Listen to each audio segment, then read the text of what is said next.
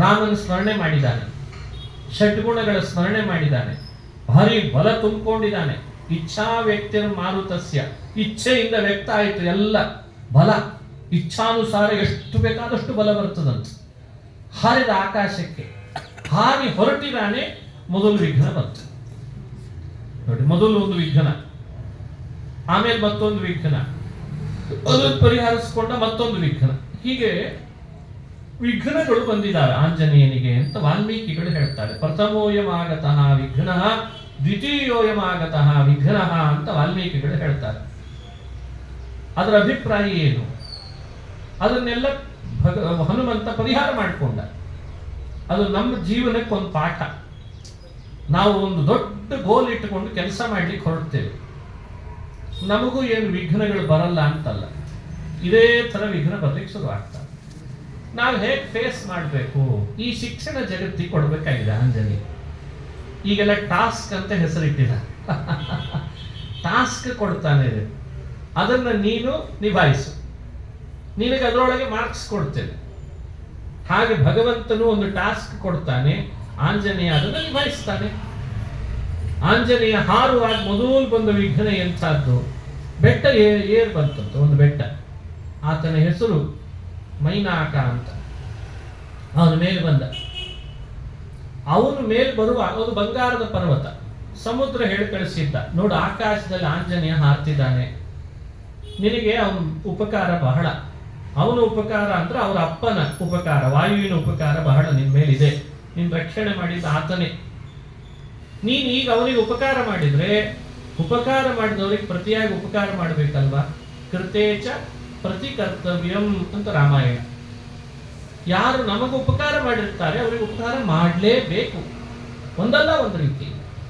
ಇದು ಕರ್ತವ್ಯ. ಏಷ ಧರ್ಮ ಸನಾತನಃ, ಇದು ಸನಾತನ ಧರ್ಮವೋ. ನೀನು ಅದನ್ನು ಮಾಡದೆ ಹೋದ್ರೆ ಏನರ್ಥ? ಅವನಿಗೆ ಹುರಿದುಂಬಿಸಿದ ಸಮುದ್ರ, ಅದಕ್ಕೆ ಆ ಮೈನಾಕ ಮೇಲೆ ಎದ್ದಂತೆ. ಆಂಜನೇಯನನ್ನ ತನ್ನೊಳಗೆ ಇಳಿಸ್ಕೊಳ್ಬೇಕು, ಅತಿಥಿ ಸತ್ಕಾರ ಮಾಡಬೇಕು, ಆತಿಥ್ಯ ಮಾಡಬೇಕು, ಹಣ್ಣು ಹಂಪಲು ಕೊಡಬೇಕು, ವಿಶ್ರಾಂತಿ ಪಡಿಬೇಕು, ಆಮೇಲೆ ಆತ ಮುಂದೆ ಹೋದ್ರೆ ಆಗಲಿ ಅಂತ ಎದ್ದು ಬಂದ. ಆದ್ರೆ ಆಂಜನೇಯ ಹೊರಟ ಕೆಲಸಕ್ಕಂತೂ ವಿಘ್ನನೇನಾದು. ಸರಿ, ಈ ಆಂಜನೇಯ ಏನ್ ಮಾಡಬೇಕು? ಕರೀತಿದ್ದಾನೆ, ನಮಸ್ತೆ ವಾಯೋ. ವಾಯೋ, ನಿನಗೆ ನಮಸ್ಕಾರ. ನಿನ್ ತಂದೆ ನನಗೆ ಮಾಡಿದ ಉಪಕಾರ ಅಷ್ಟಿಷ್ಟಲ್ಲ. ಇಲ್ಲೇ ಹೋದ್ರೆ ನನ್ನ ರೆಕ್ಕೆ ಎಂದೋ ಇಂದ್ರ ವಜ್ರಾಯುಧದಿಂದ ಕತ್ತರಿಸ್ಬಿಡ್ತಿದ್ದ. ಅದು ನನಗೆ ನೆನಪಿದೆ.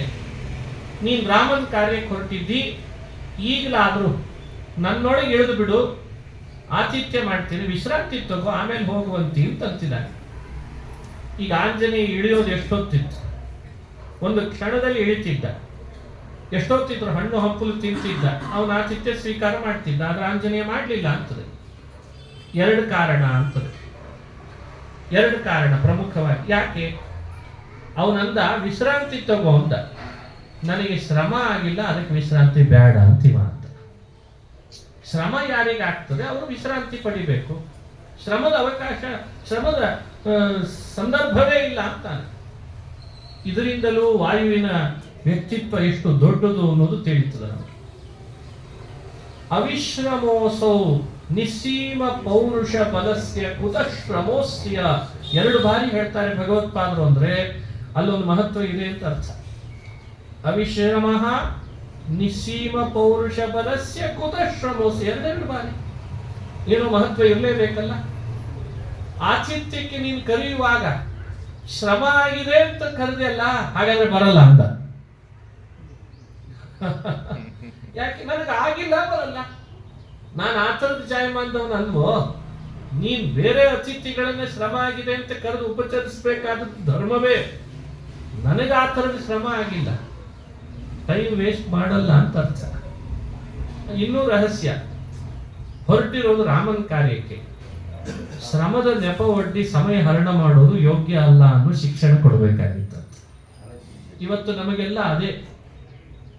ಏನೆಲ್ಲ ಕೆಲಸ ಮಾಡಿದ್ರು ಇವನು ಶ್ರಮ ಆಯಿತು ಅಂತಿರಲ್ಲ. ಕೆಲವೊಮ್ಮೆ ಪಾರಾಯಣವೋ ಪೂಜೆಯೋ ಮಾಡಿದ ಕೂಡಲೇ ಸಾಕಾಗಿ ಹೋಯ್ತು ಅಂತ.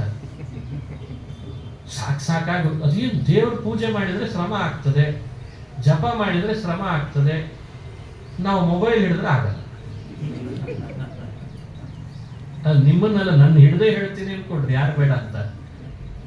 ಮನುಷ್ಯರಿಗೆ ದೈವ ಧರ್ಮ ಅಂದ್ರೆ ಶ್ರಮ ಆಗ್ತಾ ಇದೆ, ಆದ್ರೆ ಬೇರೆ ಏನ್ ಮಾಡಿದ್ರು ಶ್ರಮ ಆಗ್ತಾ ಇದೆ ಅಂತ ಇಲ್ಲ. ಇದೇಂತ ವೈಪರೀತ್ಯ? ಈ ವಿಪರ್ಯಾಸ ಅರ್ಥ ಮಾಡ್ಕೊಳ್ಬೇಕು. ಅದಕ್ಕೆ ಹನುಮಂತ ಅಂತ ತನಗೇನ್ ಲಾಭ, ತನಗೇನ್ ಅದರಿಂದ ಹಣ ಸಂಪಾದನೆ, ತಾನೇನ್ ಮಾಡಬೇಕಾಗಿದೆ ಹಾರಿ ಯೋಚನೆ ಮಾಡಲಿಲ್ಲ. ಇದು ರಾಮನ ಕಾರ್ಯ. ನಾನು ಹೊರಟಿದ್ದು ಅವನ ಪೂಜೆ, ಅದು ಅವನಿಗೆ ಸೇವೆ ಅದು. ಅವನ ಸೇವೆಗೆ ನನಗೆ ಅತಿಥ್ಯ, ನನಗೆ ಶ್ರಮ ಆಗಿದೆ, ನಾನು ವಿಶ್ರಾಂತಿ ಪಡೆಯೋದು ಇದು ಸರಿಯಲ್ಲ. ಇದನ್ನ ಶಿಕ್ಷಣ ಕೊಡ್ಲಿಕ್ಕೆ ಹನುಮಂತ ವಿಶ್ರಾಂತಿ ಪಡಿಲಿಲ್ಲ ಅಂತ ಹೇಳ್ತಾರೆ.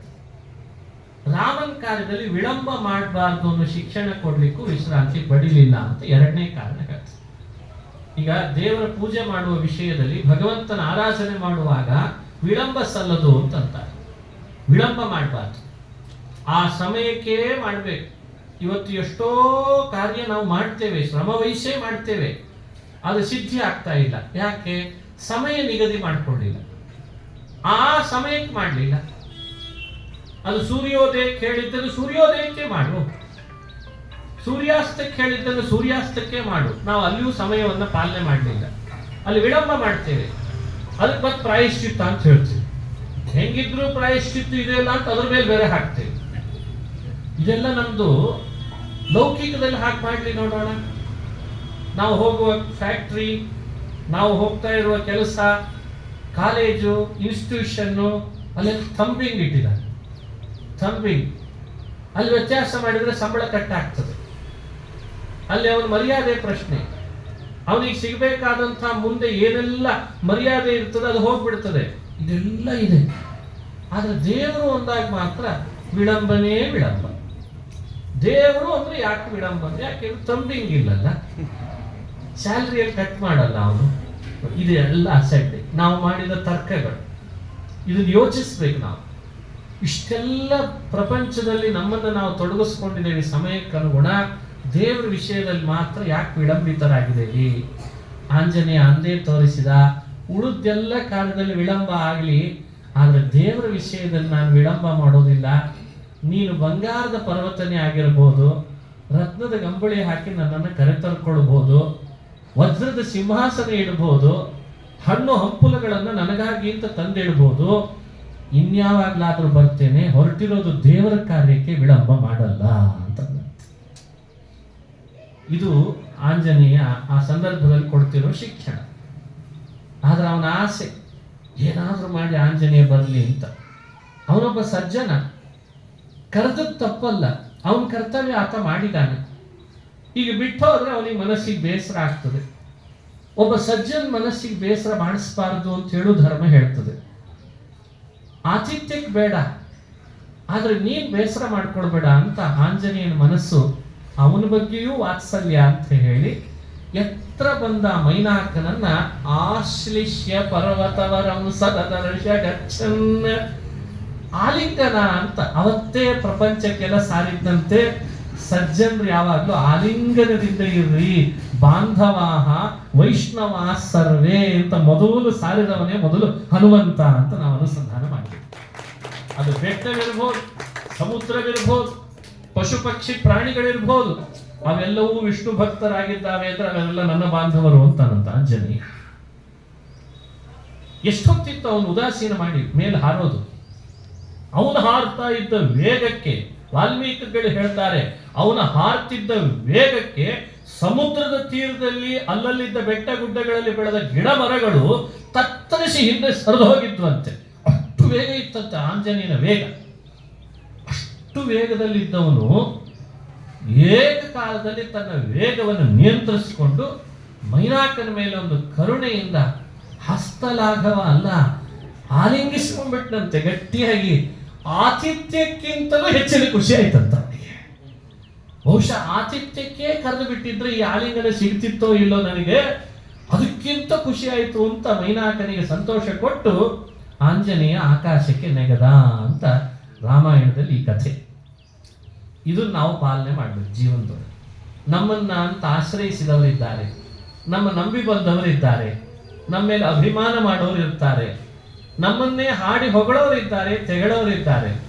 ಎಲ್ಲರನ್ನೂ ನಿಭಾಯಿಸೋದನ್ನು ಹೇಳಿಕೊಡೋದೇ ಆಂಜನೇಯ ಅಂತ ಅರ್ಥ. ಅರೆ, ಸ್ನೇಹಕ್ಕೆ ಬೆಲೆ ಕೊಡೋ, ವಾತ್ಸಲ್ಯಕ್ಕೆ ಬೆಲೆ ಕೊಡು, ಧರ್ಮಕ್ಕೆ ಬೆಲೆ ಕೊಡು, ಧರ್ಮವನ್ನು ಪ್ರೀತಿಸು. ಪ್ರೀತಿಸಿದ ಮೇಲೆ ಧರ್ಮವನ್ನು ಏನ್ ಮಾಡ್ಲಿ ಅಂತ ಕೇಳಬೇಡ. ಈಗೆಲ್ಲ ಹಂಗೆ ಶುರು ಆಗಿದೆ. ನಾನು ಪ್ರೀತಿ ಮಾಡಿಬಿಟ್ಟಿದ್ದೇನೆ ಆಚಾರ್ಯ, ಧರ್ಮ ಇದಕ್ಕೇನು ಹೇಳ್ತದೆ ಅಂತ. ಅರೆ, ಅದರ ಮೇಲೆ ಯಾಕೆ ಹೋಗ್ತೀಯ ಆಮೇಲೆ ಅಂತ. ಧರ್ಮವನ್ನು ಪ್ರೀತಿಸು, ವಾತ್ಸಲ್ಯ, ಅಂತಃಕರಣ, ಅದಕ್ಕೆ ಬೆಲೆ ಕೊಡು. ಎಷ್ಟು ಅದ್ಭುತ ನೋಡ್ರಿ ಆಂಜನೇಯನ ಕಥೆ. ಭಾರಿ ಖುಷಿಯಾಗಿಬಿಡ್ತು ಮೈನಾಕನಿಗೆ. ಸಾಕು, ಇಷ್ಟು ಮಾಡಿದ್ನಲ್ಲ ಆಂಜನೇಯ, ಅಷ್ಟು ಹೋಗೋ ವೇಗದೊಳಗೆ ನನ್ನಂಥವನನ್ನು ಪರಿಗಣಿಸಿದ್ನಲ್ಲ ಅಂತ, ನನ್ನಂಥವನನ್ನು ಪರಿಗಣಿಸಿದ. ಭಗವತ್ಪಾದರು ಹೇಳ್ತಾರೆ, ಆತ ಯಾರು ಅಂತ. ಅವನು ಯಾರು? ಶಿವನಿಗೆ ಶಾಲಕ ಅಂತ. ರುದ್ರದೇವರ ತಂಗಿ, ಹೆಂಡತಿಯ ತಂಗಿ, ಹೆಂಡತಿಯ ತಮ್ಮ. ಶಿವನ ಹೆಂಡತಿ ಪಾರ್ವತಿ. ಆ ಪಾರ್ವತಿಯ ಸಹೋದರನೇ ಈತ. ಹಿಂದೆ ಒಮ್ಮೆ ರೆಕ್ಕೆ ಬೆಳೆದಿತ್ತು, ಬೆಟ್ಟ ಗುಡ್ಡಗಳಿಗೆಲ್ಲ ರೆಕ್ಕೆಗಳಿತ್ತು. ಸೃಷ್ಟಿ ಮಾಡುವಾಗ ರೆಕ್ಕೆಗಳನ್ನು ಸೃಷ್ಟಿ ಮಾಡಿದ ಬ್ರಹ್ಮ. ಆ ರೆಕ್ಕೆಯನ್ನು ದುರುಪಯೋಗ ಮಾಡ್ಕೋತಿತ್ತು ಅಂತ. ಯಾಕೆ ದೇವ್ರು ನಮ್ಮನ್ನು ರೆಕ್ಕೆ ಕೊಟ್ಟಿಲ್ಲ ಅಂತ ಅರ್ಥ ಆಯ್ತಲ್ಲ ಈಗ. ಇಷ್ಟು ಕೊಟ್ರೆ ಇಷ್ಟು ಹಾರಾಡ್ತೀವಿ, ರೆಕ್ಕೆ ಒಂದು ಕೊಟ್ಟು ಬಿಟ್ಟಿದ್ರೆ ಏನ್ ಹಾರಾಡ್ತಿದ್ವಿಯೋ ಏನೋ. ಅದಕ್ಕೆ ಬೆಟ್ಟದ ಕಥೆ ನಿದರ್ಶನ ಅಂತದೆ.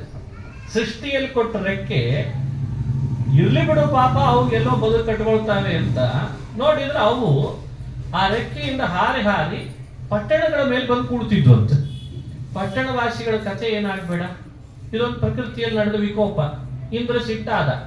ಹೀಗೆ ಮುಂದುವರಿಸಿದ್ರೆ ಏನಾಗ್ಬೇಡ, ಜನಸಂದಣಿ ಇರೋ ಜಾಗಗಳಲ್ಲಿ ಬಂದು ಕೂಡ್ತಾರೆ ಅಂತ ಹೇಳಿ ಅವುಗಳ ರೆಕ್ಕೆ ಕತ್ತರಿಸಲಿಕ್ಕೆ ಶುರು ಮಾಡಿ ಎಲ್ಲಾ ಬೆಟ್ಟಗಳ ರೆಕ್ಕೆ ಕತ್ತರಿಸಿ. ಬೆಟ್ಟಗಳ ಸೃಷ್ಟಿ ಯಾಕೆ ಮಾಡಿದ್ದು? ಪರ್ವತಗಳ ಸೃಷ್ಟಿ ಯಾಕೆ ಮಾಡಿದ್ದು ಬ್ರಹ್ಮ? ಟ್ರೈನ್ ನಲ್ಲಿ ರಿಸರ್ವೇಶನ್ ಅಂತ ಆಪ್ಷನ್ ಕೊಟ್ಟಿದ್ದಾರೆ. ದೊಡ್ಡ ಸೈನ್ಸ್ ಇದೆ ಟ್ರೈನ್ ನಲ್ಲಿ. ರಿಸರ್ವೇಶನ್ ಕೊಡುವಾಗ ನಮಗ್ ಬೇಕಾದ ಸೀಟ್ ಅನ್ನು ಅವು ಚಾಯ್ಸ್ ಮಾಡ್ಲಿಕ್ಕೆ ಬಿಡಲ್ಲ. ಯಾಕೆ ಬಿಡಲ್ಲ ಅಂತ ಪ್ರಶ್ನೆ. ಯಾರಾದ್ರೂ ನೋಡಿದಿರ? ಅಲ್ಲಿ ಎಲ್ಲಿ ಬೇಕೋ ಅಲ್ಲಿ ಅಲಾಟ್ ಮಾಡ್ತಾರೆ. ಯಾಕೆ ಅಂದ್ರೆ ವೇಟ್ ಹೆಚ್ಚು ಕಡಿಮೆ ಆಗಬಾರ್ದು ಅಂತ. ದೊಡ್ಡ ಸೈನ್ಸ್ ಇದೆ. ಟ್ರೈನ್ ಅನ್ನೋದು ದೊಡ್ಡ ವ್ಯವಸ್ಥೆ ಅದು. ಯಾಕೆಂದ್ರೆ ಅವು ಹೋಗೋದು ಯಾವುದ್ರ ಮೇಲೆ?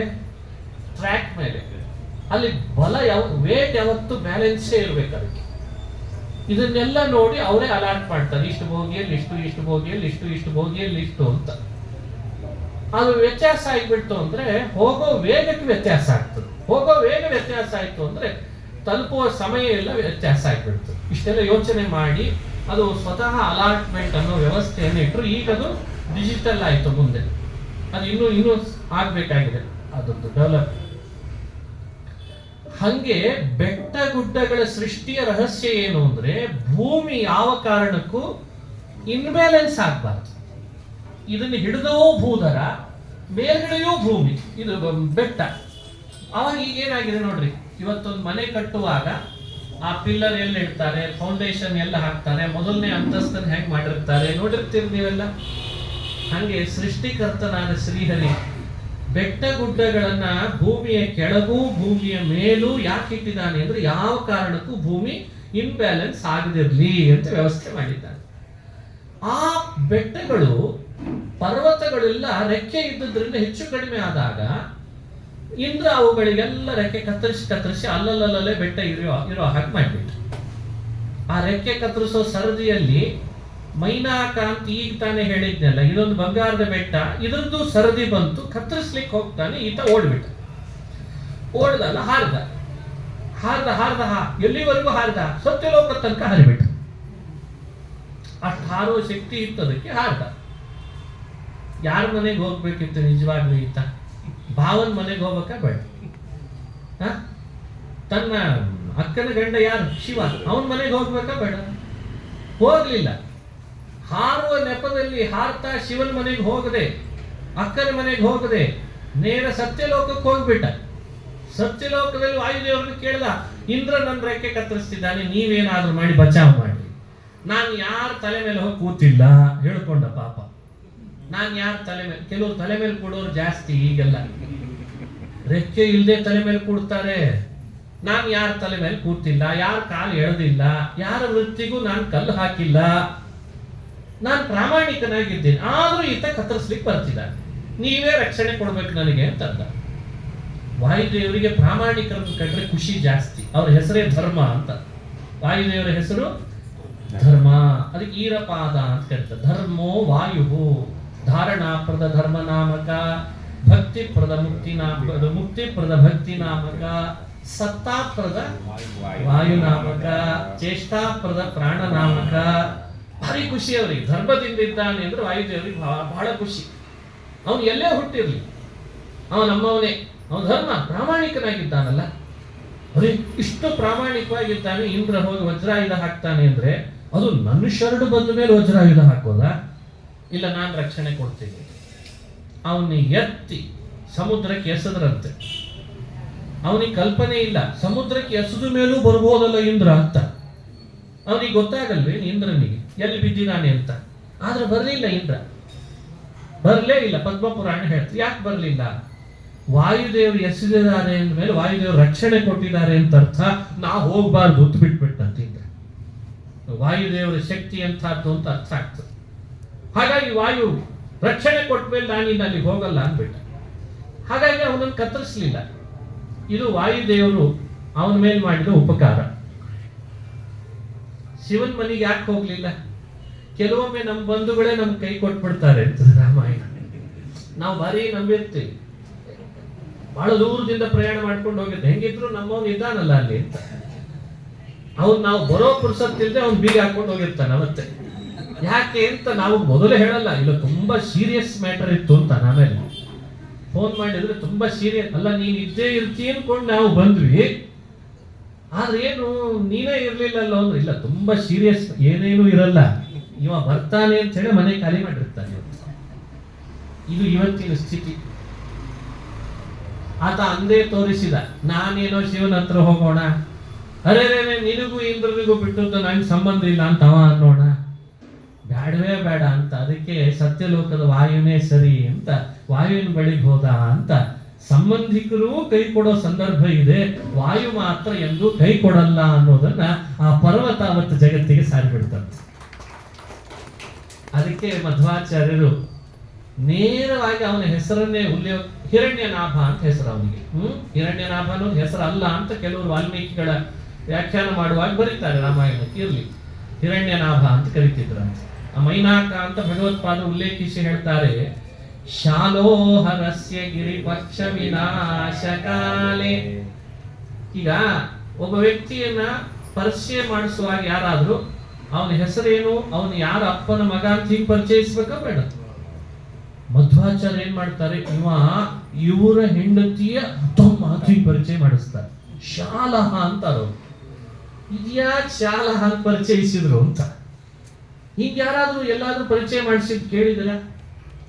ಹೌದು, ಶಿವ ಪ್ರಸಿದ್ಧ ವ್ಯಕ್ತಿ ಆದ್ರೂ ಕೂಡ ಪ್ರಸಿದ್ಧ ವ್ಯಕ್ತಿಯನ್ನು ಪರಿಚಯಿಸಿ ಅವನ್ ಸಂಬಂಧಿಕ ಅಂತ ಪರಿಚಯಿಸೋದು ಒಂದು ಪದ್ಧತಿ ಇದೆ. ಮಧ್ವಾಚಾರ್ಯ ಯಾಕೆ ಹಾಕಿ ಪರಿಚಯಿಸಿದ್ರು ಅಂದ್ರೆ, ನೋಡ್ರಿ, ತನ್ನ ಪ್ರಾಣ ರಕ್ಷಣೆ ಮಾಡ್ಲಿಕ್ಕೆ ಬಂದಾಗ ಶಿವನನ್ನು ಬೇಡ್ಕೊಳ್ಳಿಲ್ಲ ಇವ, ನನ್ನ ಬೇಡ್ಕೊಂಡಿದ್ದ ಅಂತ ತೋರಿಸ್ಲಿಕ್ಕೆ ಶಾಲೋಹರಸ್ಯ ಗಿರಿ ಪಕ್ಷ ವಿನಾಶ ಕಾಲೇ, ಸಂಬಂಧಿಕರನ್ನ ಪೂರಾ ನಂಬಲಿಕ್ಕೆ ಬರಲ್ಲ ಅಂತ. ಏನಿದ್ರು ವಾಯು ಶ್ರೇಷ್ಠ. ಅದಕ್ಕೆ ಮಾತರ್ಮೇ ಮಾತರಿಶ್ವನ್ ಪಿತರ ತುಳ ಗುರೋ ಭ್ರಾತರಿಷ್ಟಾಪ್ತ ಬಂಧೋ ಸ್ವಾಮಿನ್ ಸರ್ವಾಂತರಾತ್ಮನ್ ಅಜರ ಜರ ಇತರ ಜನ್ಮ ಮೃತ್ಯಾಮಯಾನ. ಎಷ್ಟು ಅದ್ಭುತವಾಗಿ ಹೇಳಿದ್ದಾರೆ. ಸ್ಫುಟಮವತಿ ಸದಾ ವಾಯುರಸ್ಮದ್ಗುರುಸ್ತಂ ಯಸ್ಸಂಧತ್ತೆ ವಿರಿಂಚಿ ಶ್ವಸನ ವಿಹಗಪಾನಂತ ರುದ್ರೇಂದ್ರ ಪೂರ್ವೇಶು ಆಧ್ಯಾಯನ್ ತಾರತಮ್ಯಂ ಸ್ಫುಟಮವತಿ ಸದಾ ವಾಯುರಸ್ಮದ್ಗುರುಸ್ತಂ. ಅಸ್ಮದ್ಗುರು ವಾಯು ತಂ ಸ್ಫುಟಮವತಿ ಅಂತಾರೆ ತ್ರಿವಿಕ್ರಮ ಪಂಡಿತ್. ಕೇಳಬೇಕೋ ಬೇಡ ಒಂದು ಮಾತು? ಮತ್ ನಾ ಇಷ್ಟು ಹೇಳಿದ್ದೀನಿ, ನೀವು ರಕ್ಷಿಸ್ತಿರೋ ಇಲ್ಲ ಅಂತ ಕೇಳಬೇಕೋ ಬೇಡ? ಮಧ್ವಾಚಾರ್ಯರು ಕೇಳಲೇ ಇಲ್ಲ, ಅಷ್ಟು ದೃಢ ವಿಶ್ವಾಸ ಬಂದಿತ್ತು. ಯಸ್ಸಂಧತ್ತೆ ವಿರಿಂಚಿ ಶ್ವಸನ ವಿಹಗಪಾನಂತ ರುದ್ರೇಂದ್ರ ಪೂರ್ವೇಶು ಆಧ್ಯಾಯನ್ ತಾರತಮ್ಯಂ ಸ್ಫುಟಮವತಿ ಸದಾ ವಾಯುರಸ್ಮದ್ಗುರುಸ್ತಂ. ರಕ್ಷಣೆ ಮಾಡೇ ಮಾಡ್ತಾರೋ? ನಿನ್ನ ವಿಶ್ವಾಸ ಪರೀಕ್ಷೆ ಮಾಡ್ತಿರ್ತಾರಷ್ಟೇ, ಎಷ್ಟಿಟ್ಟಿದ್ದಾನೆ ವಿಶ್ವಾಸ ಅಂತ. ಇಂದ್ರ ಅಟ್ಟಿಸ್ಕೊಂಡು ಬಂದ್ರೆ ಬೇಡ ನನಗೆ ಶಿವ ಅಂತ ಅವನನ್ನು ಪರಿತ್ಯಜಿಸಿ ನನ್ನ ಬಳಿಗೆ ಬಂದಿದ್ದಾನೆ ಅಂದ್ರೆ ನನ್ನ ಮೇಲೆ ವಿಶ್ವಾಸ ಇರಲೇಬೇಕು ಅವನಿಗೆ. ನೀನು ಇರೋವರೆಗೂ ನಿನ್ನ ಹತ್ರ ಇಂದ್ರ ಬಲ್ಲಾರ ಹೋಗು ಅಂತ ಕಳಿಸಿದ್ದ. ಅಷ್ಟು ಪ್ರೀತಿ, ಬೆಟ್ಟದ ಮೇಲೆ ಇಷ್ಟು ಪ್ರೀತಿ ತೋರಿಸಿದವ ಇನ್ನು ನಮ್ಮ ಮೇಲೆ ಪ್ರೀತಿ ತೋರಿಸದೇ ಇರ್ತಾನ ವಾಯು? ಇದೆಲ್ಲ ಈ ಕಥೆಯಲ್ಲಿದೆ ನೋಡಿ. ಹೀಗೆ ಬಂದು ರಕ್ಷಣೆ ಪಡೆದು ಅವನಿಗೆ ಉಪಕಾರದ ಹೆಸರಿನಲ್ಲಿ ಪ್ರತಿಯಾಗಿ ಉಪಕಾರ ಮಾಡ್ಲಿಕ್ಕೆ ಬಂದ್ರೆ ಆಲಿಂಗಿಸಿಕೊಂಡು ಸಂತೋಷ ಕೊಟ್ಟು ಆಕಾಶಕ್ಕೆ ಹಾರಿದ. ಎರಡನೇ ವಿಘ್ನ ದೇವತೆಗಳು ಕಳಿಸಿದ ವಿಘ್ನ. ದೇವತೆಗಳಿಗೆ ಪರೀಕ್ಷೆ ಮಾಡೋದು ಒಂದು ಆಸೆ. ದೇವತೆಗಳಿಗೆ ಏನು ಆಸೆ ಆವಾಗಲೇ ತಿಳಿಸಿದೆ ನಾನು ನೋಡಿ. ದೇವತೆಗಳಿಗೆ ಅವರಲ್ಲಿ ಮಾನದಂಡ ಯಾರು ಶ್ರೇಷ್ಠ ಅದಕ್ಕೆ ಬಲವೇ ಮಾನದಂಡ. ಅದಕ್ಕೆ ದೇವತೆಗಳು ಜಿಜ್ಞಾಸೆ ಮಾಡಿದ್ದು ವಾಯು ಬಲವನ್ನಂತ. ಜಿಜ್ಞಾಸುಭಿರ್ ನಿಜ ಬಲಂ ತವ ಭಕ್ಷಮೇತು ಅನ್ನೋಲ್ಲಿ ನಿಜ ಬಲಂ ಜಿಜ್ಞಾಸು ಅನ್ನೋ ಪದವನ್ನು ಭಗವತ್ಪಾದರು ಹಾಕ್ತಾರೆ. ಅಂದ್ರೆ ವಾಯು ಬಲ ಎಷ್ಟು ಅಂತ ಜಗತ್ತಿಗೆಲ್ಲ ತೋರಿಸ್ಬೇಕಾಗಿದೆ. ನಾವೆಲ್ಲ ಅಲ್ಲ ಅವನು ಮುಂದೆ ಅಂತ ಲೋಕಕ್ಕೆ ಪ್ರಕಟ ಮಾಡಿ ಹೇಳಬೇಕಾಗಿದೆ. ನೀವು ಅವನನ್ನು ಶರಣ ಹೋಗ್ರಿ ಅಂತ ಲೋಕಕ್ಕೆ ಸಜ್ಜನರಿಗೆ ತಿಳಿಸ್ಬೇಕಾಗಿದೆ. ಅದಕ್ಕೆ ಅವರ ತಾಯಿಗೆ ಹೇಳಿದ್ರಂತೆ, ತಾಯಿಯನ್ನು ಚಿಕ್ಕಮ್ಮ ಅವ್ರಿಗೆ ಹೇಳ್ತಾರೆ, ನೋಡು ನಿನಗೆ ನಾವು ಒಂದು ವರ ಕೊಟ್ಟು ಕಳಿಸ್ತೀವಿ. ಏನ್ ವರ? ನಿನಗೆ ಏನು ಬೇಕೋ ಅದು ನಿನ್ನ ಆಹಾರ ಮಾಡ್ಕೊ. ನೋಡಿ ಈಗೆಲ್ಲ ಅಂತ ವರ ಪಡ್ಕೊಂಡೇ ಬಂದಿದ್ದೇವೆ ನಾವೆಲ್ಲ. ಅಥವಾ ವರ ಪಡಿದೇನೆ ವರ ಅಘೋಷಿತವಾಗಿ ಸಿಕ್ಬಿಟ್ಟಿದೆ ನಮಗೆ. ಏನು ಬೇಕೋ ಅದು ಆಹಾರ. ಒಂದು ಕಡೆ ಏನಾದ್ರೂ ಟ್ರೈನ್ ಹತ್ತಿದ್ರೆ ಅದು ಕೊನೆ ಸ್ಟೇಷನ್ ಮುಟ್ಟೋ ತನಕ ತಗೊಳ್ತಾನೆ ಇರ್ತೀವಿ. ನೀವಲ್ಲ ನಾನು ಹೇಳಿದೆ ಅಂತ ತಗೊಳ್ತಾನೆ ಇರ್ತೀವಿ. ಅದು ಏನು ಸಿಗುತ್ತದೆ ಅದು ಆಹಾರ, ಎಲ್ಲ ಆಹಾರ. ಅದು ಎಷ್ಟದು ಪಾಪ ಆಹಾರಕ್ಕೆ ಸಂಕೋಚ ಆಗ್ತಿರ್ತದೆ. ಒಳಗೆ ಹೋಗ್ಲೋ ಬೇಡವೋ, ಮುಂದೆ ಇವನಿಗೆ ಅಜೀರ್ಣ ಆಗ್ತದೋ ಏನೋ, ರೋಗ ಬರ್ತದೋ ಏನೋ ಅಂತ ಅದೇ ಪಾಪ ಸಂಕೋಚ ಪಡ್ತಿರ್ತದೆ. ಇಲ್ಲ ನೀ ಬಾ, ನಾನು ಹೊಟ್ಟೆ ಒಳಗೆ ಹೋಗು, ನೀ ಹೊಟ್ಟೆ ಒಳಗೆ. ಎಷ್ಟು ಹೊಟ್ಟೆ ಒಳಗೆ ಹೋಗಿಸ್ತಿ? ಇಲ್ಲಿ ಆ ವರ ಪಡ್ಕೊಂಡು ಬಂದದ್ದಕ್ಕೆ ಅವಳು ಏನ್ ಮಾಡ್ತಾಳೆ, ಎಲ್ಲ ಆಹಾರ ನಂದೇ ಅಂತ ಹೇಳಿ ಆಂಜನೇಯನನ್ನು ತನ್ನ ಆಹಾರ ಮಾಡ್ಕೊಳ್ಳಿಕ್ಕೆ ಹೊರಟಿದ್ದಾಳೆ. ಆಹಾರ ಮಾಡ್ಕೊಳ್ಳಿಕ್ಕೆ ಹೊರಟ್ರೆ ಆಂಜನೇಯ ಭಾರಿ ಬೆಳವಣಿಗೆ ಮಾಡ್ಕೊಂಡಿದ್ದ ದೇಹವನ್ನ. ಅಂದ್ರೆ ಅವಳದು ಒಂದು ಸುಮಾರು 10 ಯೋಜನದಷ್ಟು ಬಾಯಿ ತೆಗೆದ್ಲು ಅಂತಾರೆ ವಾಲ್ಮೀಕಿಗಳು ಮೊದಲು. ಅದಕ್ಕೆ ಆಂಜನೇಯ ಏನ್ ಮಾಡಿದ, 20 ಯೋಜನೆ ಬೆಳೆದಿದ್ದಾರೆ. ನಿಂದು 20 ನಂದು 41 ಅಂತ. ಅಂತೂ ಇತ್ತೀಚೆಗೆ ಬಾಯಿ ತೆಗೆಯೋರು ಬಾಳ ಆಗಿದ್ದಾರೆ, ಕಾಮೆಂಟ್ ಸೆಕ್ಷನ್ ಓಪನ್ ಆದದ್ರಿಂದ. ಅಂದ್ರೆ ಬಾಯಿ ತೆಗೆಯೋದು ಅಂದ್ರೆ ಈ ಫಿಸಿಕಲ್ ಬಾಯಿ ಅಷ್ಟೇ ಅಲ್ಲ, ಬಾಯಿ ತೆಗೆಯೋದು ಅಂದ್ರೆ ಅದು ಅರ್ಥ. ಅಂದ್ರೆ ಎಲ್ಲರ ಬಾಯಿಗೆ ಎಲ್ಲರೂ ಸಿಗ್ಲಿಕ್ಕೆ ಶುರು ಮಾಡಿದ್ರು ಈಗ ಎಲ್ಲಾರು. ಅದಕ್ಕೆ ಮತ್ತೆ ಹೆಸರು ಬೇರೆ ಕೊಟ್ರು. ಅದಕ್ಕೆ ಏನಂತ ಹೆಸರು ಕೊಟ್ರು? ಮುಕ್ತ ಅಂತ ಹೆಸರು ಕೊಟ್ರು. ಅದಕ್ಕೆ ಎಲ್ಲರಿಗೆ ಸ್ವಾತಂತ್ರ್ಯ, ಪತ್ರಿಕಾ ಸ್ವಾತಂತ್ರ್ಯ, ನೆಕ್ಸ್ಟ್ ವರ್ಷನ್ ಕಾಮೆಂಟ್ ಸ್ವಾತಂತ್ರ್ಯ ಅಂತ ಒಂದು ಶುರು ಆಗ್ಲಿಕ್ಕಿದೆ, ನೆನಪಿರ್ಲಿ. ಅಲ್ಲೊಂದು ಕೇಸ್ ಆಗ್ತದೆ, ಆವಾಗ ಮತ್ತೆ ಕೋರ್ಟ್ ಒಂದು ಡಿಸಿಷನ್ ಕೊಡ್ತದೆ, ಏನಂತ, ಕಾಮೆಂಟ್ಸಿಗೆ ಎಲ್ಲರಿಗೆ ಸ್ವಾತಂತ್ರ್ಯ ಇದೆ. ಹಿಂಗೀಗ ಎಲ್ಲರೂ ಎಲ್ಲಾರ ಬಾಯಿಗೆ ಸಿಕ್ಕಾಕೋತಾರೆ. ಒಳ್ಳೆಯವನು ಸಿಕ್ಕ, ಕೆಟ್ಟವನು ಸಿಕ್ಕ, ಕೆಟ್ಟವನು ಒಳ್ಳೆಯವನಾದಾಗ ಒಳ್ಳೆಯವನು ಕೆಟ್ಟವನಾಗ್ಬಿಟ್ಟು. ಇದು ಇವತ್ತಿನ ಸಮಾಜ ನಡೀತಾ ಇದೆ. ಇದಕ್ಕೊಂದು ನಿದರ್ಶನ ನೋಡಿ. ಆಂಜನೇಯ ಬಾಯಿ ಸಿಗಲಿ ಅಂತ ಪಾಪ ಅವಳು ಕಾಯ್ತಾ ಇದ್ದಾಳೆ. ಅವ ಸಿಗಲ್ಲ ಅಂತ ಇನ್ನೂ ಬೆಳೀತಾ ಇದ್ದಾನೆ. ಜಗತ್ತಿಗೆ ತೋರಿಸಿದ, ನೀವು ಯಾರ ಬಾಯಿಗೂ ಸಿಗಬಾರದು ಅಂದ್ರೆ ಅವ್ರ ಬಾಯಿಗಿಂತ ಹೆಚ್ಚು ನೀವು ಬೆಳಿಬೇಕು ಅನ್ನೋದನ್ನ ಹನುಮಂತ ತೋರಿಸಿದ ಅಂತ. ಯಾರು ಎತ್ತರ ಬೆಳಿತಾನೆ, ಸಣ್ಣ ಬಾಯಿ ಇದ್ದವರಿಗೆ ಅವ್ರು ಸಿಗಲ್ಲ, ಮತ್ತೆ ಬೆಳಿಬೇಕಂತೆ. ಇದು ಫಿಸಿಕಲಿ ಬೆಳವಣಿಗೆ ಹೇಳ್ತಾ ಇಲ್ಲ, ಅದು ವ್ಯಕ್ತಿತ್ವದ ಬೆಳವಣಿಗೆಯನ್ನ ನಮಗೆ ಅನುಸಂಧಾನ ಮಾಡಿಸ್ತಾ ಇದೆ. ನೀನು ಬೆಳಿ, ನಿನ್ನ ಕೆಲಸವನ್ನು ನೀನು ಮಾಡು, ಪ್ರಾಮಾಣಿಕವಾಗಿ ಮಾಡು, ನಿನ್ನ ಬಲ ಹಾಕಿ ಮಾಡು, ಸ್ಥೈರ್ಯದಿಂದ ಮಾಡು, ಧೈರ್ಯದಿಂದ ಮಾಡು. ನಿನ್ನ ಎತ್ತರವನ್ನ ಯಾರ ಬಾಯಿಯೂ ಕೂಡ ಒಳಗಡೆ ಹಾಕೊಳ್ಳಿಕ್ಕೆ ಆಗಬಾರ್ದು, ಅಷ್ಟು ಬೆಳೆದು ಬಿಡು ಅಂತ ತೋರಿಸಿದ್ದಂತೆ. ಇದು ನಮಗೆ ಕೊಡುವ ಸಂದೇಶ. ಆಂಜನೇಯನ ಪ್ರತಿ ಘಟನೆಯೂ ಕೂಡ ನಮ್ಮ ಮೇಲೆ ಒಂದು ಪರಿಣಾಮ ಬೀರುತ್ತೆ. ವ್ಯಕ್ತಿ ಹೆಚ್ಚೆಚ್ಚು ಬೆಳೆದಷ್ಟು ಬಾಯಿಗೆ ಸಿಗದಷ್ಟು ಬೆಳೆದ ಕೂಡಲೇ ತಾನಾಗೆ ಬಾಯಿ ಶಾಂತ ಆಗ್ಲಿಕ್ಕೆ ಶುರು ಆಗ್ತದೆ. ತಪ್ಪಿ ಬಾಯಿ ಬಿಟ್ಲು ಅವಳು. ಅರೆ, ನಾನು ಎಷ್ಟು ತೆಗಿತೀನಿ, ನೀನು ಎಷ್ಟು ಬೆಳೀತಾ ಇದೆಯಲ್ಲ, ನಂದು ಇರೋದೇ ಇಷ್ಟು ಅಂತ ಕೊನೆಗೆ ಒಂದು 100 ಯೋಜನೆ ಬೆಳೆದ್ಲಂತೆ. ಇವ 120 ಬೆಳೆದ್ಬಿಟ್ಟಿದ್ದ. ನನಗಾಗಲ್ಲ ಅಂದ. ಇನ್ನು ನನಗಾಗಲ್ಲ. ಅದೇ ನಿನ್ ಬಾಯಿ ಎಷ್ಟಿದೆ ಅಂತ ತೋರಿಸೋಣ ಅಂತಂಗೆ ಮಾಡಿದೆ ಅಂತ ಹನುಮಂತ. ನಿಂದು ಇಷ್ಟೇ. ದೇವತೆಗಳು ವರ ಕೊಟ್ಟು ಕಳಿಸಿದಾರಲ್ಲ, ಆ ದೇವತೆಗಳ ಮೇಲೆ ಪ್ರೀತಿ. ಯಾರು ತನ್ನ ಬಲ ಜಿಜ್ಞಾಸೆ ಮಾಡಬೇಕು ಅಂತ ಆಸೆ ಪಡ್ತಿದ್ದಾರೋ ಅವ್ರ ಮೇಲೆ ಇವನಿಗೆ ಅಂತಃಕರಣ. ಸರಿ, ಅವ್ರ ಮೇಲೂ ಅಂತಃಕರಣ. ನೀನು ಒಳ್ಳೆಯವಳು, ನಿನಗೂ ಏನು ಮಾಡ್ಲಾರೆ, ತೆಗೆದಷ್ಟು ಬಾಯಿ ತೆಗೆದಿದ್ದಿ, ನೀನು ಮುಚ್ಚೋ ಅಷ್ಟರಲ್ಲಿ ಒಳಗೆ ಹೋಗಿ ಬರ್ತೇನೆ ಅಂತ. ಅಂದ್ರೆ ಎಷ್ಟು ತೆಗೆದ್ರೆ ಬೇಡ ನೋಡ್ರಿ. ಅವಳು ತೆಗೆದದ್ದು ಅಷ್ಟ ತೆಗೆದಿದ್ದಾಳೆ. ಇವನು ಸಣ್ಣ ರೂಪದಿಂದ ಒಳಗೆ ಹೋಗಿ ಆಯ್ತು, ಹೊರಗೆ ಬಂದಾಯ್ತು. ಆಸ್ಯಂ ಪ್ರವಿಶ್ಯ ಸಪದಿ ಪ್ರವಿನಿಸೃತೋಸ್ಮಾನ್ ದೇವಾನಂದಯದು ತಶ್ರುತಮೇಶು ರಕ್ಷನ್ ಜಿಜ್ಞಾಸುಭಿರ್ನಿಜ ಬಲಂ ತವ ಭಕ್ಷಮೇತು ಯದ್ಯತ್ವಮಿಚ್ಛಸಿ ತದಿತ್ಯಮರೋದಿತಾಯಾಃ.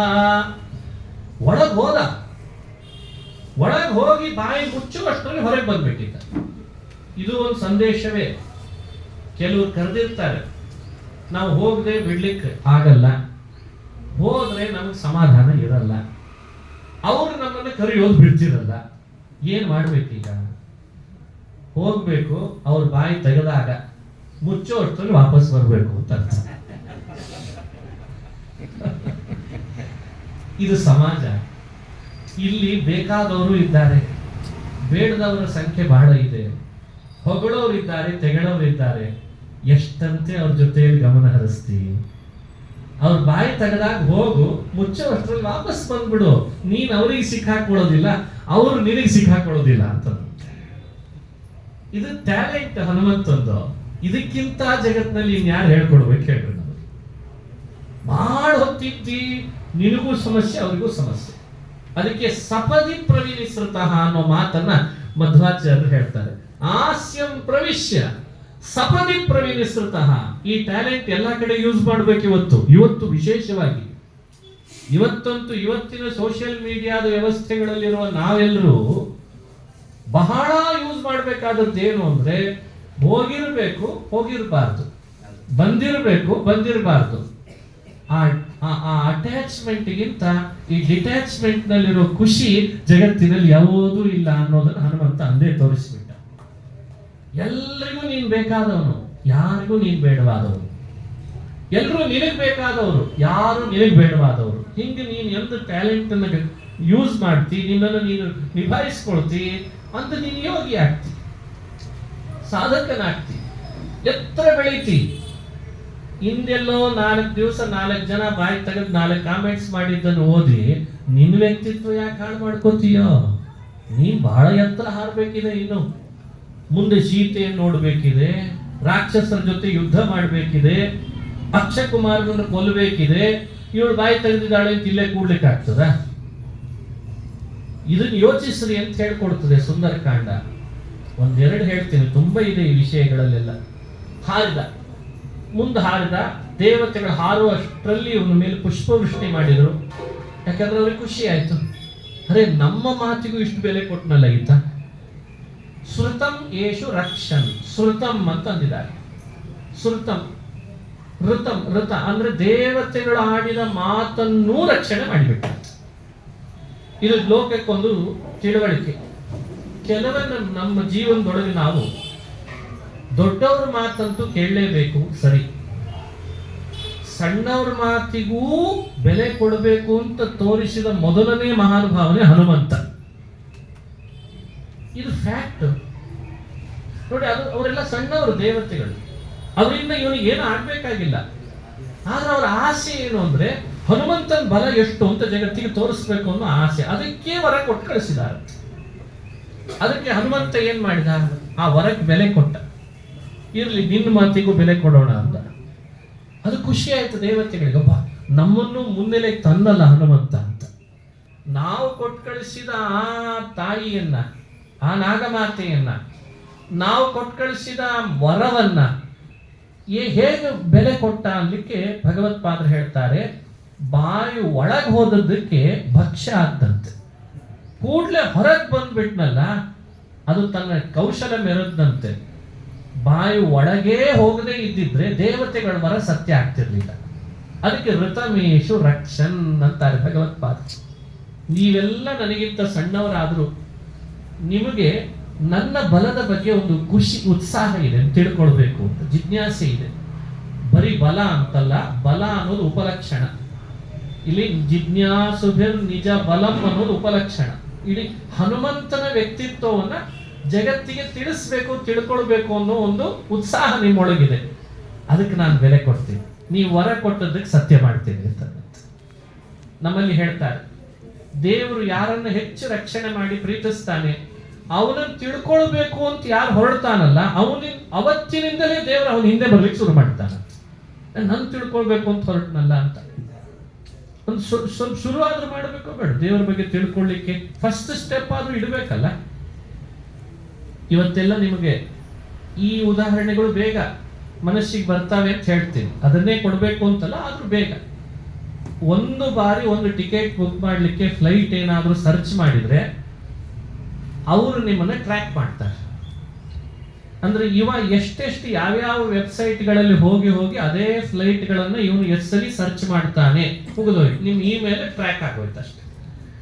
ಅದರ ಲಾಭ ಏನು ಅಂದ್ರೆ ಮತ್ತೆ ನಿಮ್ದು ರೇಟ್ ಇನ್ಕ್ರೀಸ್ ಆಗ್ಲಿಕ್ಕೆ ಶುರು ಆಗ್ತದೆ. ಮೊದಲನೇ ಬಾರಿ 10 ತೋರಿಸಿದ್ದು 2ನೇ ಬಾರಿ 15 ತೋರಿಸ್ಲಿಕ್ಕೆ ಶುರು ಮಾಡ್ತದೆ. ನಿಮ್ಮ ಅವಶ್ಯಕತೆ ತಕ್ಕಂತೆ ನಿಮಗೆ ಹೋಗಲೇಬೇಕು ಅನ್ನೋದು ಅವ್ರು ಟ್ರ್ಯಾಕ್ ಮಾಡಿರ್ತಾರೆ. ಅವಾಗ ಮತ್ತೆ ರೇಟ್ ಇನ್ಕ್ರೀಸ್ ಆಗ್ತದೆ. ಈಗ ಫ್ಲಿಪ್ಕಾರ್ಟ್, ಪೇ ಇವುಗಳೆಲ್ಲ ಬಂದಿದಾವಲ್ಲ ಆಪ್ಷನ್ಸ್, ಫೋನ್ ಪೇ, ಪೇಟಿಎಂ, ಇವೆಲ್ಲ ಹೆಂಗೆ ಅಂದ್ರೆ ಟ್ರ್ಯಾಕ್ ಮಾಡ್ತಾವ ನಿಮಗೆ. ಅವರಿಗೆ ಹಣದ ಆಸೆ, ಅದಕ್ಕೆ ಟ್ರ್ಯಾಕ್ ಮಾಡ್ತಾರೆ. ಅದಕ್ಕೆ ಬೇರೆ ಏನೋ ಹೇಳಬಾರ್ದು ಶಬ್ದ. ಅದು ಅವ್ರ ಪ್ರೊಫೆಷನಲ್ಲು, ಅದು ಅವ್ರ ಬಿಸಿನೆಸ್ಸು. ಯಾಕೆ ಈ ಶಬ್ದ ಹೇಳಿ ಜಗತ್ತನ್ನು ಮೋಸ ಮಾಡ್ತೀಯಾ? ಇದು ಹಣದ ಆಸೆ ಅಷ್ಟೇ, ಅದು ಕರೆಕ್ಟ್ ಫ್ಯಾಕ್ಟ್. ಇದು ಇವ್ರಿಗೆ ಇಷ್ಟದ ಅಂದ್ರೆ ನಮ್ಮನ್ನು ಸೃಷ್ಟಿ ಮಾಡಿದ ದೇವರು ನಮ್ಮನ್ನ ತನ್ನ ಬಗ್ಗೆ ಜಿಜ್ಞಾಸೆ ಮಾಡ್ಲಿಕ್ಕೆ ಹೊರಟವನು ನಾವು ಟ್ರ್ಯಾಕ್ ಮಾಡ್ತಾನೆ ಅಂದ್ರೆ ತಪ್ಪ ಹೇಳ್ರಿ.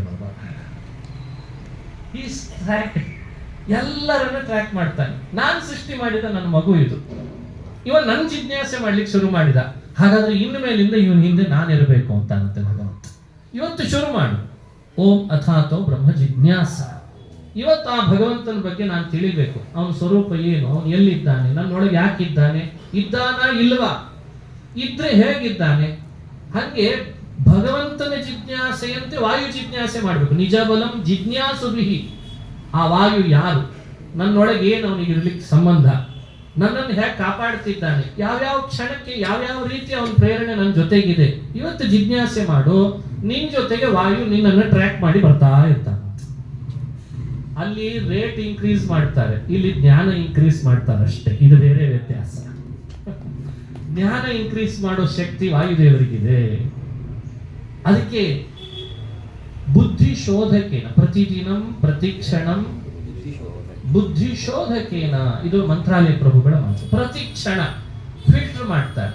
ಸ್ಕ್ಯಾನ್ ವ್ಯವಸ್ಥೆ, ಆಂಟಿ ವೈರಸ್ ವ್ಯವಸ್ಥೆಗಳಿದ್ದಾವೆ ಮೊಬೈಲ್ಗಳಲ್ಲಿ. ಆಟೋ ಸ್ಕ್ಯಾನ್ ಆಗ್ತಾ ಇರ್ತದೆ. ಯಾವ ಥರದ ವ್ಯವಸ್ಥೆ ಅವ್ಯವಸ್ಥೆ ಆಗಬಾರ್ದಲ್ಲ. ಮೊಬೈಲ್ ಹ್ಯಾಂಗ್ ಆಗ್ಲಿಕ್ಕೆ ಶುರು ಆಗ್ತದೆ, ಆ್ಯಪ್ ಜಾಸ್ತಿ ಡೌನ್ಲೋಡ್ ಆಗ್ತದೆ. ಒಂದು ಇನ್ಸ್ಟ್ರೂಮೆಂಟ್ ಏನಾದರೂ ಹೆಚ್ಚು ಡೌನ್ಲೋಡ್ ಆದರೆ, ಫೈಲ್ಸ್ ಜಾಸ್ತಿ ಆದರೆ ಹ್ಯಾಂಗ್ ಆಗ್ತದೆ. ಬುದ್ಧಿ ಅನ್ನೋ ಅಪ್ಲಿಕೇಶನ್ನಿಗೆ ಇಷ್ಟೆಲ್ಲ ವಿಷಯಗಳನ್ನು ತುಂಬಿ ರಾಡಿ ಮಾಡಿ ಇಡ್ತೀಯಲ್ಲ, ಯಾಕೆ ಹ್ಯಾಂಗ್ ಆಗ್ತಾ ಇಲ್ಲ? ಯಾಕೆ ಹ್ಯಾಂಗ್ ಆಗ್ತಾ ಇಲ್ಲ ಬುದ್ಧಿ? ಯಾರಿದ್ದಾರೆ ಒಳಗಡೆ? ಪ್ರತಿದಿನಂ ಪ್ರತಿಕ್ಷಣಂ ಬುದ್ಧಿ ಶೋಧಕೇನ.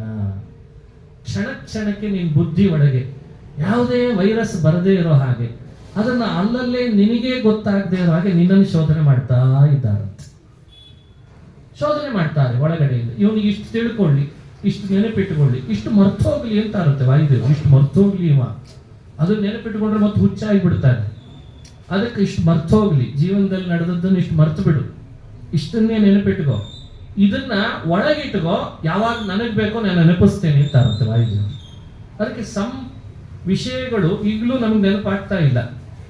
ಇನ್ನೊಂದು 10 ವರ್ಷ ಆದ್ಮೇಲೆ ನೆನಪಿಸ್ತಾರಂತ, ಅವತ್ತು ನಾನು ಅದನ್ನು ಓದಿದ್ನಲ್ಲ. ಇದನ್ನ ಮಾಡೋರು ಯಾರು ಒಳಗಡೆಯಿಂದ? ಯಾರು ಮಾಡ್ತಿದ್ದಾರೆ ಇದನ್ನು? ನಾಟಕನ ಇದು?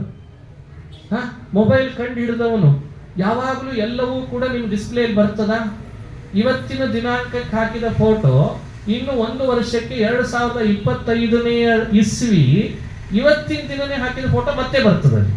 ಅಂದ್ರೆ ಅವ್ರು ಹಾಗೆಯೇ ಸಾಫ್ಟ್ವೇರ್ ತಯಾರು ಮಾಡಿದ್ರಲ್ವ ಅಪ್ಲಿಕೇಶನ್ ಅನ್ನ. ಅಂದ್ರೆ ಇದು 1 ವರ್ಷಕ್ಕೆ ಮತ್ತೆ ನಿನ್ ಮುಂದೆ ಕಣ್ಣಿಗೆ ಬೀಳ್ಬೇಕು. ನಿನಗೆ ಬೇಕಾದ್ರೆ ಅದನ್ನು ಶೇರ್ ಮಾಡು, ಇಲ್ಲದೆ ಇದ್ರೆ ಅದನ್ನು ಡಿಲೀಟ್ ಮಾಡು. ಇವ್ರಿಗೆ ಇಷ್ಟು ಗೊತ್ತದ ಅಂದ್ರೆ ಒಳಗಡೆ ಈ ಬುದ್ಧಿ ಒಳಗೆ, ಈ ಮನಸ್ಸಿನೊಳಗೆ ಈ ಕೆಲಸಗಳನ್ನು ಮಾಡೋರು ಯಾರು ಮಾಡ್ತಾರೆ? ಪ್ರತಿದಿನಂ ಪ್ರತಿಕ್ಷಣಂ ಬುದ್ಧಿ ಶೋಧಕೇನ ಸರ್ವಕರ್ಮ ಕರ್ತ್ರ ಸರ್ವಕರ್ಮ ಕಾರಯಿತ್ರ ಸರ್ವಕರ್ಮ ಪ್ರೇರಕೇನ ಸರ್ವಕರ್ಮೋದ್ಬೋಧಕೇನ ಸರ್ವಕರ್ಮ ಶುದ್ಧಿಪ್ರದೇನ ಸರ್ವಕರ್ಮ ನಿಷ್ಠೇನ ಸರ್ವಕರ್ಮ ಸಾಕ್ಷಿಣ ಸರ್ವಕರ್ಮ ನಿಷ್ಠ ಭಗವದ್ ರೂಪೋಪಾಸಕೇನ.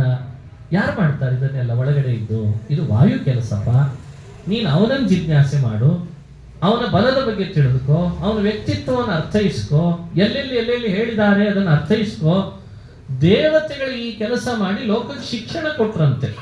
ನೀವು ಹೀಗೆ ಜಿಜ್ಞಾಸೆ ಮಾಡ್ರಿ ವಾಯುದೇವರನ್ನ, ನಿಮ್ಮ ಮುಂದೆ ಅವನ ಬಲವನ್ನು ವ್ಯಕ್ತಪಡಿಸಿ ನಿಮ್ಮನ್ನು ತನ್ನವನನ್ನಾಗಿ ಮಾಡ್ಕೊಳ್ತಾನೆ.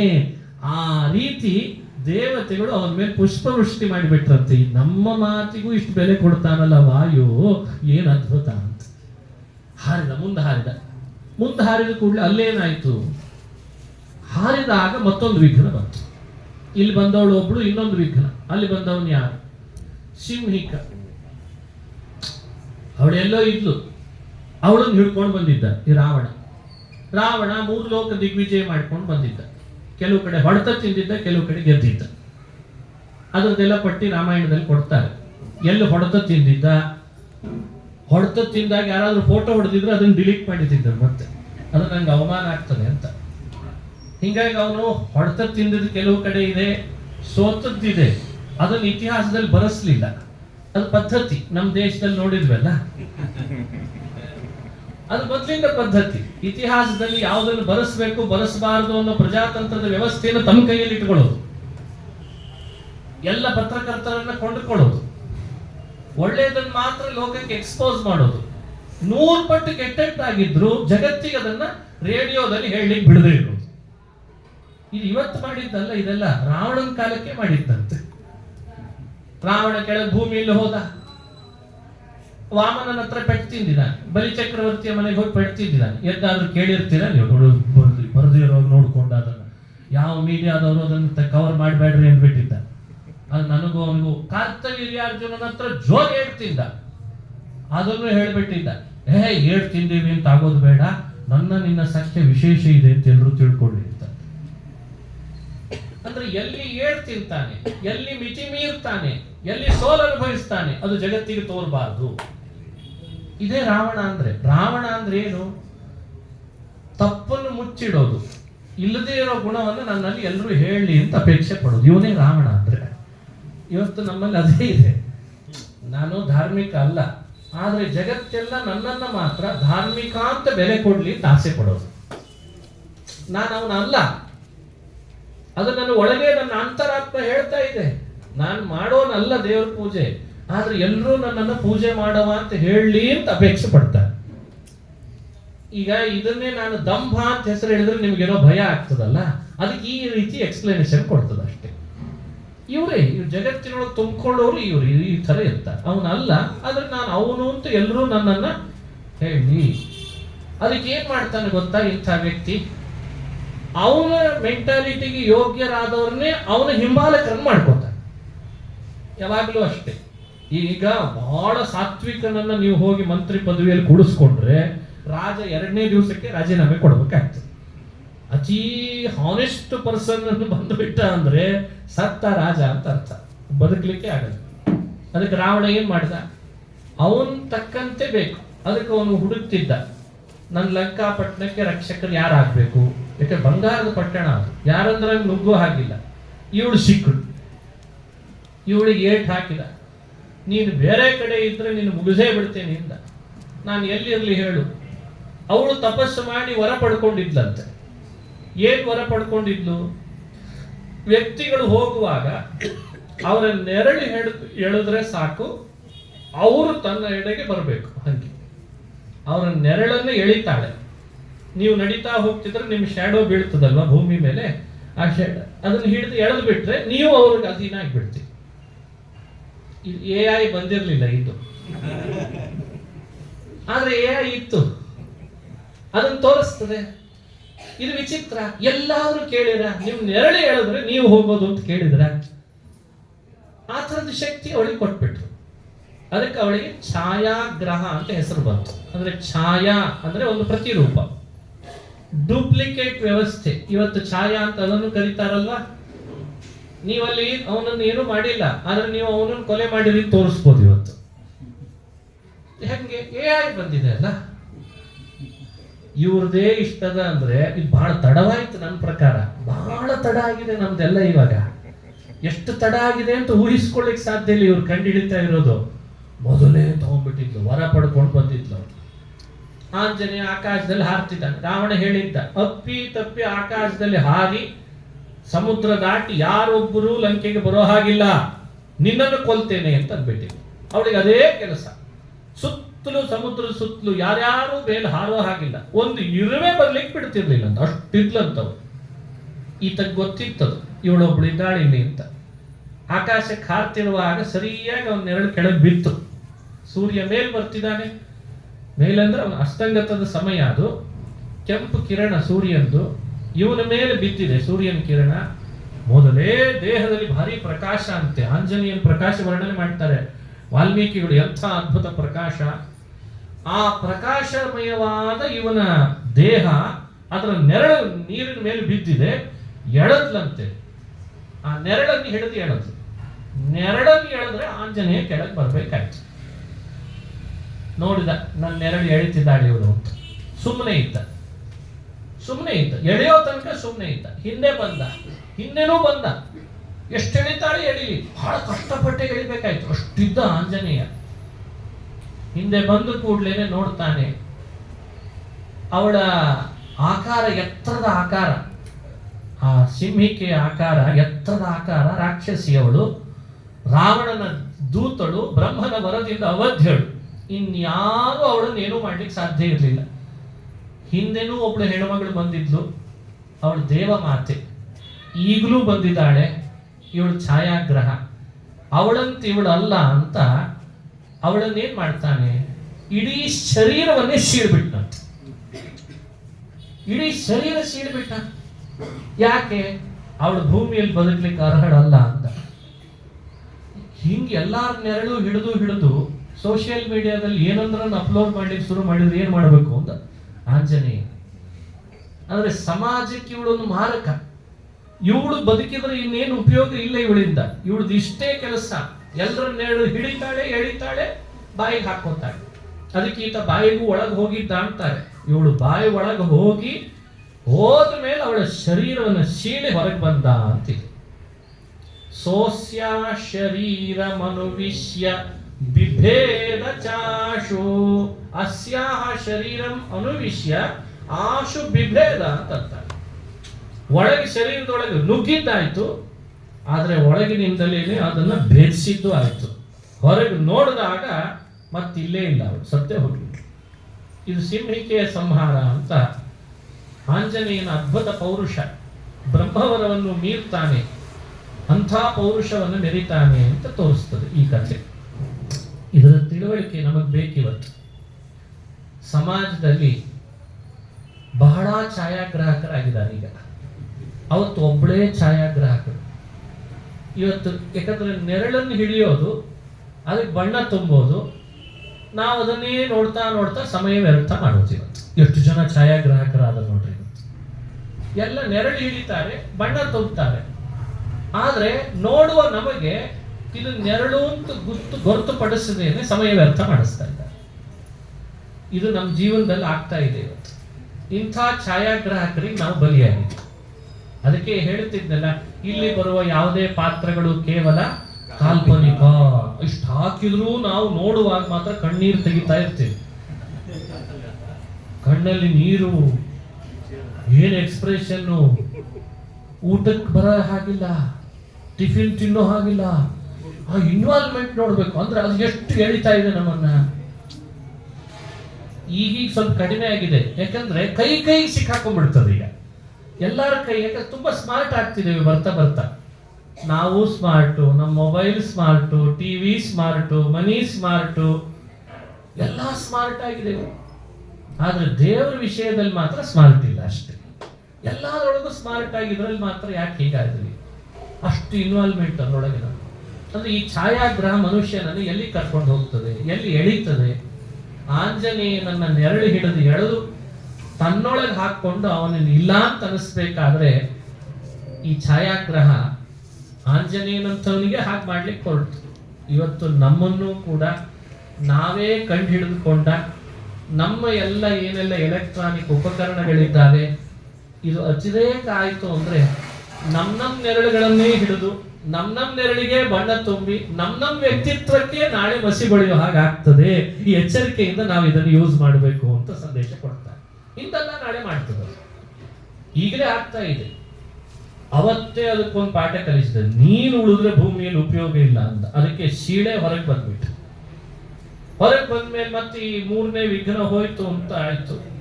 ಒಂದು ಹಾರಿದ, ಲಂಕೆಗೆ ಮಹಾದ್ವಾರದ ಬಳಿಗೆ ಬಂದಿದ್ದಾರೆ, ಮತ್ತೊಂದು ವಿಘ್ನ ಬಂತು. ಅದು 4ನೇ ವಿಘ್ನ. ಮೊದಲು ಮೈನಾಕ, ಆಮೇಲೆ ಬಂದವಳು ದೇವಮಾತೆ ಅಂದ್ರೆ ನಾಗಮಾತೆ, ಆಮೇಲೆ ಬಂದವಳು ಸಿಂಹಿಕೆ 3, 4ನೇವಳು ಮತ್ತೊಬ್ಳು ಬಂದು, ಅವಳು ಹೆಣ್ಣೆ. ನೋಡಿ, ಇವಳನ್ನು ಶೀಳಿದ, ಅವಳನ್ನು ಏನೂ ಮಾಡಲಿಲ್ಲ ನಾಗಮಾತೆಯನ್ನ. ಮುಂದೊಬ್ಳು ಬಂದು ಅವಳನ್ನು ಶೀಳಲಿಲ್ಲ, ಆದ್ರೆ ಒಂದು ಏಟ್ ಹಾಕಿದ ಅಂತದೆ. ಒಂದು ಏಟ್ ಹಾಕಿ, ಕೆಲವೊಮ್ಮೆ ಏಟ್ ಹಾಕಿದ್ರೆ ಸರಿ ದಾರಿಗೆ ಬರ್ತಾರೆ. ಅವಳು ಬಿಡಲ್ಲ ಅಂತಾಳೆ, ಲಂಕೆ ಒಳಗೆ ಬಿಡಲ್ಲ, ನಾನು ಲಂಕಿನಿ, ದ್ವಾರಪಾಲಕಳು, ರಾವಣನ ನೇಮಕ ಮಾಡಿರೋದೇ ಯಾರು ಬರದೇ ಇರೋ ಹಾಗೆ ಇಲ್ಲಿ ನೋಡ್ಕೊ ಅಂತ. ನಿನ್ಯಾಕೆ ಬಿಡ್ಲಿ ನಾನು? ಈತ ಅಲ್ಲಿ ಹಾರಿ ಬಂದಾಗ ಸಣ್ಣ ರೂಪ ತಗೊಂಡಿದ್ದಂತೆ, ಬಾಲ ರೂಪ, ಬಿಡಾಲ ಸಮಿತಃ ಅಂತಾರೆ. ಬೆಕ್ಕಿನಷ್ಟು ಸಣ್ಣ ರೂಪ ತಗೊಂಡಿದ್ದ ಮಹಾರಾಯ. ಒಳಗೆ ಹೋಗ್ಲಿಕ್ಕೆ ಇವಳು ಅಡೆತಡೆ ಬೇರೆ, ನೋಡೋಷ್ಟು ನೋಡಿ ಒಂದು ಏಟ್ ಹಾಕಿದ. ಏಟಿಗೆ ಅವಳು ಕುಗ್ಗೋಗ್ಬಿಟ್ಲಂತ. ಎಷ್ಟು ಕುಗ್ಗಿದ್ಲು, ಎಷ್ಟು ನೆನಪಾಯ್ತು ಅವಳಿಗೆ ಅಂದ್ರೆ, ಹಿಂದೊಮ್ಮೆ ಬ್ರಹ್ಮದೇವರು ಹೇಳಿದ್ರಂತೆ, ಎಂದೋ ಒಮ್ಮೆ ಒಂದು ಕಪಿ ಬಂದು ಒಂದು ಏಟ್ ಹಾಕ್ತದೆ ನಿನಗೆ, ಆ ಏಟ್ ಹಾಕಿದ ದಿವಸ ತಿಳ್ಕೊ, ಇನ್ನು ನಾನು ಲಂಕೆಯಲ್ಲಿ ಇರಬಾರ್ದು, ಲಂಕೆಗೆ ಆಪತ್ತು ಕಾಯ್ದಿದೆ, ರಾವಣನ ಅಧಃಪತನ ಆಗ್ತದೆ, ನೀನ್ ಅಲ್ಲಿಂದ ಹೊರಟು ಬಿಡ್ಬೇಕು ಅಂತ ಹೇಳಿದ್ರಂತ. ಅವಳು ಏಟಿಗಾಗಿ ಹಾದಿ ಕಾಯ್ತಿದ್ಲಂತ. ಯಾರೋ ಕಪಿ ಬರ್ತಾನೆ, ನನಗೊಂದು ಏಟ್ ಹಾಕ್ತಾನೆ, ಆಮೇಲೆ ನಾನು ಬಿಟ್ಟು ಹೋಗ್ಬೇಕು ಅಂತ ಹಾದಿ ಕಾಯ್ತಾ ಇತ್ತು. ನೋಡಿ, ಇಲ್ಲಿ ಏಟ್ ಅನಿವಾರ್ಯ ಆಯ್ತು. ಹಾದಿ ಬಿಟ್ಟಿಲ್ಲ ಅಂತ ಏಟ್ ಹಾಕಿದ್ದಲ್ಲ, ಲಂಕೆ ಬಿಟ್ಟು ಹೋಗ್ಬೇಕು ಅನ್ಲಿಕ್ಕೆ ಅವಳಿಗೆ ಅದೇ ಸೂಚನೆ ಇತ್ತಂತ. ಇದು ನಮಗೂ ಜೀವನದೊಳಗೆ ಇದೆಲ್ಲ ಸೂಚನೆಗಳು. ಕೆಲವರು ದೊಡ್ಡವರು ಬಂದು ಒಂದು ಏಟ್ ಹಾಕ್ತಾರೆ, ಆಮೇಲೆ ನಾವು ನಮ್ಮ ಜೀವನದೊಳಗೆ ಬದಲಾಗೋದು. ಅಲ್ಲಿವರೆಗೂ ನಮ್ದೇ ಥೇರಿಯಲ್ಲಿ ನಾವಿರ್ತೀವಿ. ಹಾಗೆ ಒಂದು ಏಟ್ ಹಾಕಿದ ಅವಳಿಗೆ ಅರ್ಥ ಆಯ್ತು, ಈ ಜಾಗ ನನಗಲ್ಲ, ಏನು ನಾನು ಬಿಟ್ಟು ಹೋಗ್ಬೇಕು ಅಂತ ಬಿಟ್ಟು ಹೋಗ್ಬಿಟ್ಟು. ಹೀಗೆ 4ನೇ ವಿಘ್ನ ಅಂದ್ರೆ ಇಡೀ ಸುಂದರಕಾಂಡದೊಳಗೆ ಈ 4 ವಿಘ್ನಗಳ ಚರಿತ್ರೆಯನ್ನು ಹೇಳಿ ವಾಲ್ಮೀಕಿ ರಾಮಾಯಣ ನಮಗೊಂದು ತಿಳುವಳಿಕೆ ಕೊಡುತ್ತದೆ. ಒಂದು ಸೀತಾನ್ವೇಷಣೆಗೆ ಹೊರಟ ಆಂಜನೇಯನಿಗೆ ಇಷ್ಟು ವಿಘ್ನಗಳು ಬರ್ತಾವೆ ಅಂದ್ರೆ, ನಮ್ಮ ಬದುಕಿನೊಳಗೂ ಕೂಡ ಅನೇಕ ವಿಘ್ನ ನಮಗೆ ಬಂದೇ ಬರ್ತಾವೆ. ನಾವು ಅದನ್ನು ಹೇಗೆ ಎದುರಿಸ್ತೇವೆ ಅನ್ನೋದು ಮುಖ್ಯ ಆಗ್ತದೆ ಅನ್ನೋ ಸಂದೇಶವನ್ನ ಸುಂದರಕಾಂಡ ತಿಳಿಸ್ತದೆ. ಮುಂದೆ ಹೊರದ ನೋಡ್ತಾನೆ, ಹುಡುಕಿದ ಸೀತಾ ಮಾತೆಯನ್ನ. ಎಲ್ಲರೂ ಮನೆಗೆ ಹೋಗ್ಬೇಕಲ್ಲ, ಎಲ್ಲಿ ಬಚ್ಚಿಟ್ಟಿದಾನೋ ಏನೋ ಅಂತ ಹುಡುಕ್ತಾನೆ. ತನ್ನ ದೌತ್ಯ ಮಾಡಬೇಕು, ರಾತ್ರಿ ಆಗಿದೆ, ಮಾಂಸ ಮದ್ಯ ಅಲ್ಲಲ್ಲಿ ರಾಕ್ಷಸಿಯರು ಸೇರ್ತಾ ಇದ್ದದ್ದು, ಎಸೆದದ್ದು, ಈ ದೃಶ್ಯ ಎಲ್ಲ ಕಣ್ಣಿಗೆ ಬೀಳ್ತಾ ಇದೆ. ಎಲ್ಲ ಅಶ್ಲೀಲ ಅಪಶಬ್ದಗಳು ಕಿವಿಗೆ ಬೀಳ್ತಾವೆ, ಕರ್ಕಶ ಧ್ವನಿ, ಇದನ್ನೆಲ್ಲ ನೋಡ್ಬೇಕಾಯ್ತು. ಒಳ್ಳೆ ಕೆಲಸಕ್ಕೆ ಸೀತೆಯನ್ನು ಮಾತಾಡಿಸಿ ಸೀತಾಮಾತೆಯನ್ನು ಕಂಡು ಬರ್ಲಿಕ್ಕೆ ಹೊರಟ ಆಂಜನೇಯನಿಗೆ ಅಶ್ಲೀಲ ದೃಶ್ಯ ತಪ್ಪಲಿಲ್ಲ ಅಂತದೆ ಸುಂದರಕಾಂಡ. ಅದು ಅವನಿಗೆ ಹೇಳಿದ್ದಲ್ಲ, ನಮಗೆ ಹೇಳ್ತಾ ಇರೋದು. ಇವತ್ತು ಅಶ್ಲೀಲ ದೃಶ್ಯ ಸ್ಮಾರ್ಟ್ ಫೋನ್ ಅಲ್ಲಿ ಸಿಗ್ತದೆ, ಅಶ್ಲೀಲ ಶಬ್ದ ಎಲ್ಲವೂ ಸಿಗ್ತದೆ, ಎಲ್ಲವೂ ಕಿವಿಗೆ ಕೇಳ್ತಾ ಇದೆ. ಅದ್ರ ಹಿಂದೆ ಮತ್ತೆ ಕಾಯ್ದೆ ಕಾನೂನುಗಳು ಶುರುವಾಗಿದೆ. ಮತ್ತೆ ಸುಪ್ರೀಂ ಕೋರ್ಟ್ ಹೇಳಬೇಕಾಗಿದೆ ನಮಗೆ. ಯಾವ ಶಿಕ್ಷಣವನ್ನ ಮನೆಗಳಲ್ಲಿ ಪಾಲಕರ ಜೊತೆಯಲ್ಲಿದ್ದೇ ಕಲಿತಿದ್ವಿಯೋ ಅದನ್ನು ಕಾಯ್ದೆ ತಂದು ನಿಭಾಯಿಸುವ ಸ್ಥಿತಿ ಇವತ್ತು ನಮಗೆ ಬಂದಿದೆ. ಹೊಣೆ ಯಾರು? ಮುಂದುವರೆದಿದ್ದೇವಾ, ಹಿಂದಿದ್ದೇವಾ? ನಮ್ಮ ಬೆನ್ನು ನಾವು ತಟ್ಕೊಳ್ತಿದ್ದೇವಾ, ಅಥವಾ ನಾವಿನ್ನೂ ಸರಿನೇ ಇದ್ದೇವಾ? ನಾವಿನ್ನೂ ಆವಿಷ್ಕಾರ ಮಾಡೋರು ಅಂತಾಗಿದ್ದೇವಾ? ಹಿಂದಿನವರೆಲ್ಲ ದಡ್ರು ಅಂತ ಹೇಳುವಾಗ ಎಷ್ಟು ಖುಷಿ ಪಡ್ತಿದ್ವಿ ನಾವೆಲ್ಲ. ಹಿಂದಿನವ್ರಿಗೆ ಏನ್ ಬರ್ತಿರ್ಲಿಲ್ಲ ಬಿಡಿ ಅಂತ ಒಂದು ಗುಂಪು. ಈಗ ಅರ್ಥ ಆಗ್ತದ ಅವರೇ ಸರಿ ನಾವೇ ತಪ್ಪು ಅಂತ. ಆದ್ರೆ ಕಾಲ ಮೀರಿ ಹೋಗಿದೆ ನೋಡಿ. ಆಂಜನೇಯ ತನ್ನ ಜೀವನದಲ್ಲಿ ಅನುಭವಿಸಿದ ಈ ಘಟನೆಯಿಂದ ವಾಲ್ಮೀಕಿಗಳು ಹೇಳ್ತಾರೆ, ಕಣ್ಣಿಗೆ ಬಿದ್ದಿದೆ ದೃಶ್ಯ, ಕಿವಿಗೆ ಬಿದ್ದಿದೆ ಅಶ್ಲೀಲ ಶಬ್ದದ ಆ ಕಿವಿಗೆ ಬಿದ್ದದ್ದು ನೋಡಿದ್ದು ಎಲ್ಲ ಆಯ್ತು. ಒಂದು ಮರದ ಮೇಲೆ